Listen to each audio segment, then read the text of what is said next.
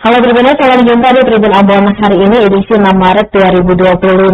Selama beberapa menit ke depan, kami akan memberikan sejumlah informasi terkait berita Ambon dan sekitarnya. Bersama saya Tanita Patisina dan inilah Tribun Ambon hari ini. Kita mulai dengan berita pertama. Banjir kembali merendam belasan rumah di pesisir Desa Waiheru, Kota Ambon. Belasan rumah di pesisir kawasan Desa Waiheru, Kota Ambon kembali terendam banjir pada Rabu 5 Maret 2025. Kejadian ini menjadi pemandangan yang tidak asing lagi bagi warga setempat, mengingat banjir telah terjadi selama bertahun-tahun. Ketua RT 28 RW 007 Desa Waiheru, Nur Hamdan Kalmudin, yang ditemui di Tribun.com pada Kamis 6 Maret menjelaskan bahwa banjir yang melanda kawasan hutan mangrove ini sudah menjadi masalah tahunan. Dia menambahkan meskipun fenomena ini sudah terjadi sejak lama, kini kondisi semakin memprihatinkan dan volume air yang semakin tinggi. Sementara itu, pantauan Tribun.com sekitar pukul 9 waktu Indonesia Timur, kondisi banjir telah selesai. Aktivitas warga telah kembali dengan normal.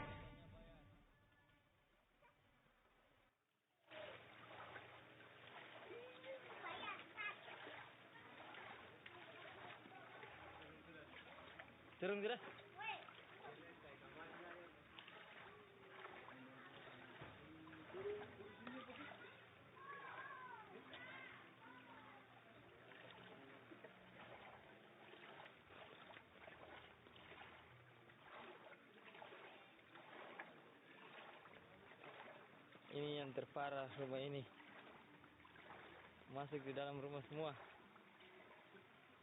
Aida,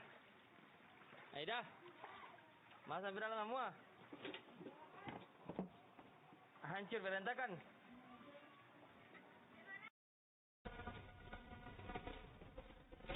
Apa saudara, Gubernur Maluku Hendrik Lewerisa mengingatkan ASN untuk tunjukkan kinerja terbaik dan jangan jadi penjilat. Ribuan aparatur sipil negara dan non-ASN untuk pemerintah Provinsi Maluku mengikuti apel kerja perdana bersama Gubernur Maluku Hendrik Lewerisa dan Wakil Gubernur Maluku Abdullah Ahmad di Auditorium Universitas Patimura Ambon, Rabu 5 Maret 2025. Dalam kesempatan tersebut, Hendrik menekankan komitmennya bersama Yagub untuk memastikan tata kelola pemerintah yang transparan, profesional, dan berbasis pada meritokrasi. Ia menegaskan bahwa setiap ASN akan diberikan kesempatan untuk maju dan berkembang. ASN berprestasi akan diberikan pengakuan serta penghargaan sesuai kinerjanya. Ia juga menegaskan agar tidak lagi budaya menjilat, memuji atau berlebihan dalam memberikan penghargaan kepada pemimpin, namun menunjukkan kinerja terbaik untuk kemajuan Provinsi Maluku. Juga diingatkan bahwa pemerintah provinsi akan menghadapi berbagai tantangan dalam memajukan Maluku selama 5 tahun ke depan.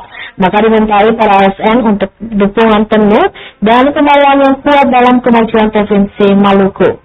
Disebutkan dengan 11.252 ASN Provinsi Maluku dapat mendorong target-target pencapaian dan mewujudkan cita-cita kemajuan dan kesejahteraan di Maluku. Sebagai penutup, Hendrik mengajak seluruh ASN untuk bersama-sama mewujudkan Maluku yang lebih baik. Untuk 5 tahun ke depan. Pertama, saya perlu tegaskan bahwa tidak ada visi misi OPD. Yang ada adalah visi misi gubernur dan wakil gubernur.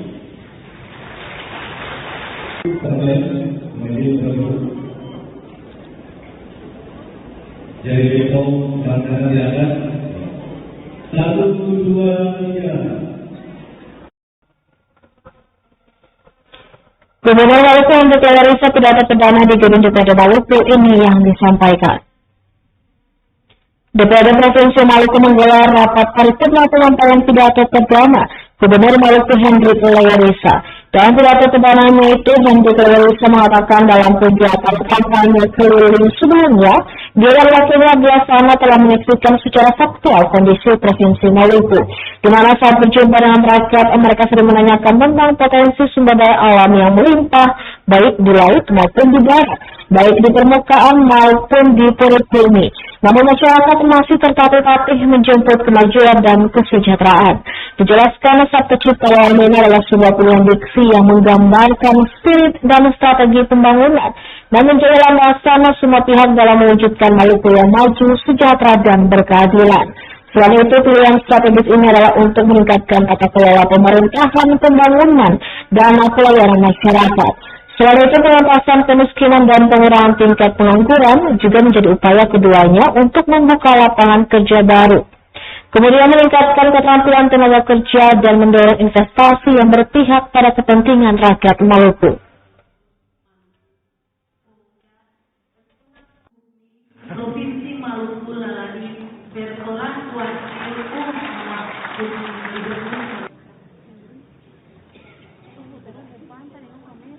penandatanganan. Disilakan Bapak Saja lebih untuk menandatangani berita. Uher Palur telah sadar.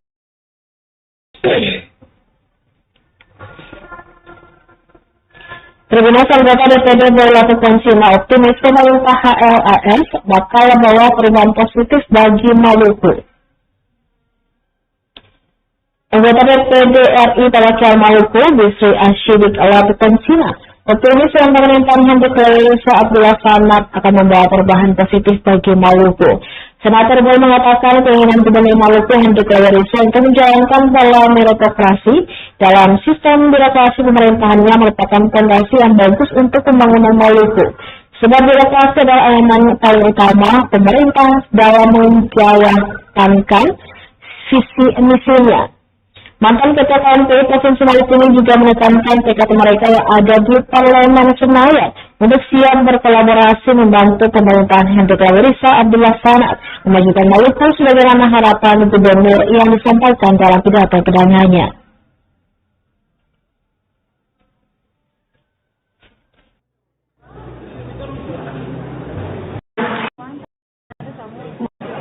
Atas pencapaian dilakukan oleh Pak Abdullah Sanad dan Hendrik Lewisa sebagai pasangan gubernur dan wakil gubernur. Tentunya sebagai sebuah komunitas, sebuah anak bangsa, saya menyampaikan rasa optimisme saya yang luar biasa atas semangat yang terbangun di dalam kolaborasi kedua anak adat ini. Tentunya tanggung jawab kita hari ini tadi sudah disampaikan, ada keterbatasan anggaran dan lain-lain sebagainya. Belum lagi ada banyak permasalahan yang harus diselesaikan. Saya ingin menyampaikan yang pertama adalah, yang paling utama adalah saya ingin menekankan atas proses meritokrasi yang nantinya akan dilaksanakan oleh kabinet ini. Modal utama daripada kepemimpinan ini adalah SKPD. Ya, untuk itu saya meminta bahwa sistem meritokrasi dalam pemerintahan ini harus diawasi dengan ketat. Ya, tidak boleh mengikuti euforia para tim sukses ataupun euforia para tim-tim yang kemudian memiliki like and dislike ya terhadap seseorang atau orang yang ada dalam birokrasi ini. Saya rasa ini penting.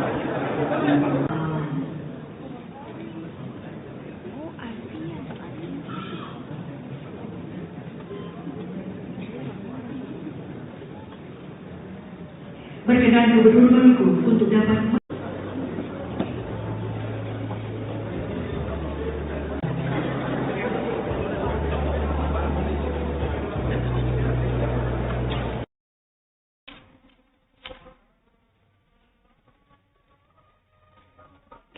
Banyak masalah Bang Ozan memastikan bakal mudah manajemen RSUD Masohi. Bupati Maluku Tengah Sultan Naif Awad Amir bakal membedah manajemen RSUD Masohi. Rencana itu disampaikan Sultan Naif saat diwawancarai awak media di Masohi pada Selasa 4 Maret 2025. Rencana yang disampaikan Bupati Maluku Tengah ini menyusul komitmennya pada visi peningkatan kualitas sektor pendidikan dan kesehatan. Diketahui masalah pemisahan telah terjadi di RSUD Masohi di bawah kepemimpinan Direktur Anang Remora, mengenai keterbatasan obat dan oksigen hingga pasien harus membeli di luar rumah sakit. Hingga baru-baru ini aksi pencurian alat kesehatan yang dijual di perempuan besi tua Desa Haruru. Diketahui sebelumnya DPRD Kabupaten Maluku Tengah melalui Komisi 4 meminta pertanggungjawaban RSUD Masohi atas hilangnya barang-barang rumah sakit. Hal ini disampaikan Ketua Komisi 4 DPRD Maluku Tengah Musi Abdullah Bahaya saat ditemui usai rapat dengar pendapat di Gedung Dewan. Dikatakan Komisi 4 konsisten dengan pernyataan awal bahwa OPD bermitra menjadi concern untuk dilakukan evaluasi secara berkala. Pasalnya, pasca sudah berkaitan dengan keterbatasan oksigen. Hari ini pertemuan kedua dengan RSUD berkaitan dengan isu yang faktual, yakni hilangnya sejumlah barang rumah sakit.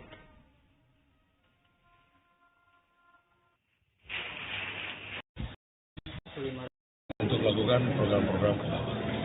Ya, Bapak tadi visi misi Bapak menekankan pada pendidikan kesehatan. Nah, kita lihat bahwa salah satu yang paling fokus itu RSUD Masohi. Sekarang banyak sekali masalah. Tanggapan Bapak seperti apa, Pak?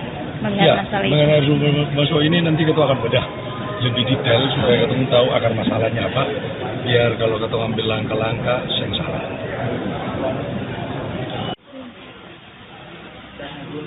Di sini gunung, itu mau tanah kala di nyonge, di mana-mana ada musim gunung, tahu mana lagi? Itu nama tanah kala. Ya mau tanah kala itu dia.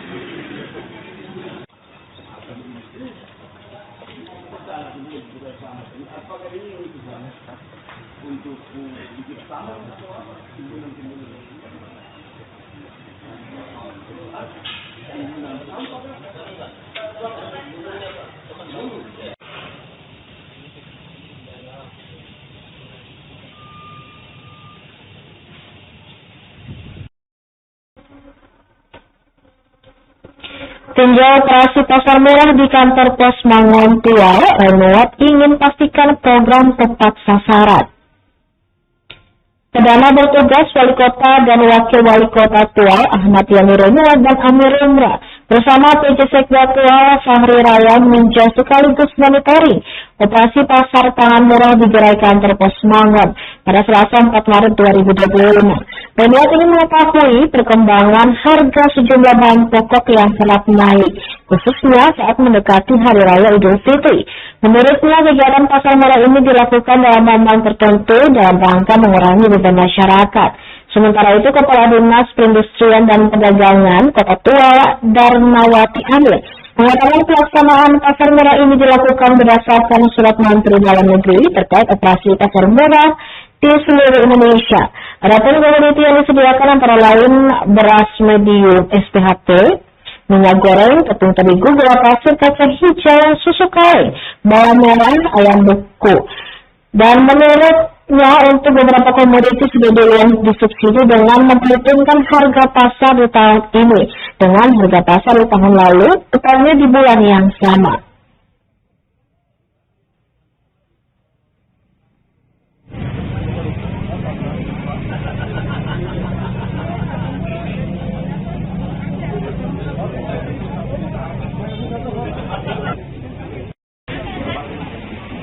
Baik Bapak Ibu, tadi saya menyampaikan kata penutup dengan bukti karena ada hal-hal yang masih bisa kita sesuaikan ini. Kalau saya menyatakan pernyataan sebutnya dengan bukti, pelaksanaan berarti sudah tidak senang. Tetapi kalau saya berpikir kita masih bisa menyesuaikan. Ada harga tertentu yang itu dari jenis apa dari harga pasar, harga ekonomi. Nah, untuk kasus yang hanya selisih 1.000 atau 2.000, saya pada kesempatan ini menyampaikan itu untuk menjadi selisih 3.000, ya. Selisih 2.000 itu menjadi selisih 1.000.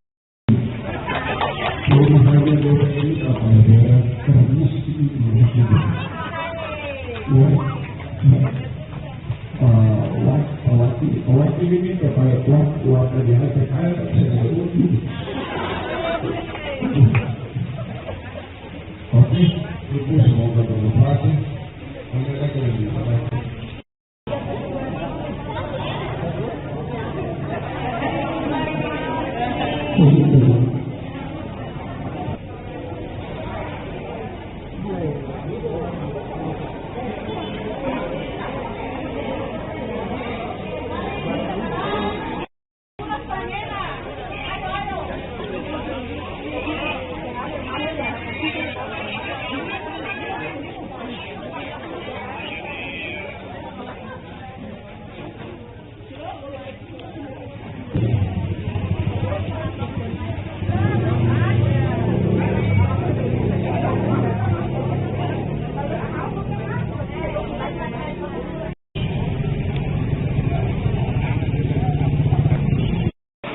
Istilah-istilah klasik ini digunakan pada saat itu kita kampanye yang berada di depan gratis dan berada di depan gratis.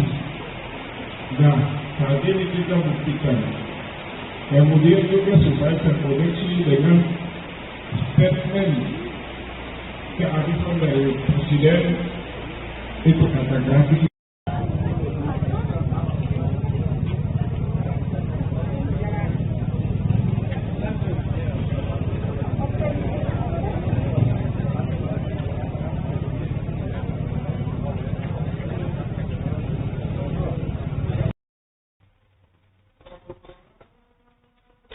Baik, Tribuners, demikianlah Tribun Ambon hari ini edisi 6 Maret 2025. Saya Talita Pratisina, beserta tim bertugas pamit undur diri. Sampai jumpa lagi dan ambatat. Download Tribun X sekarang, menghadirkan lokal menjadi Indonesia.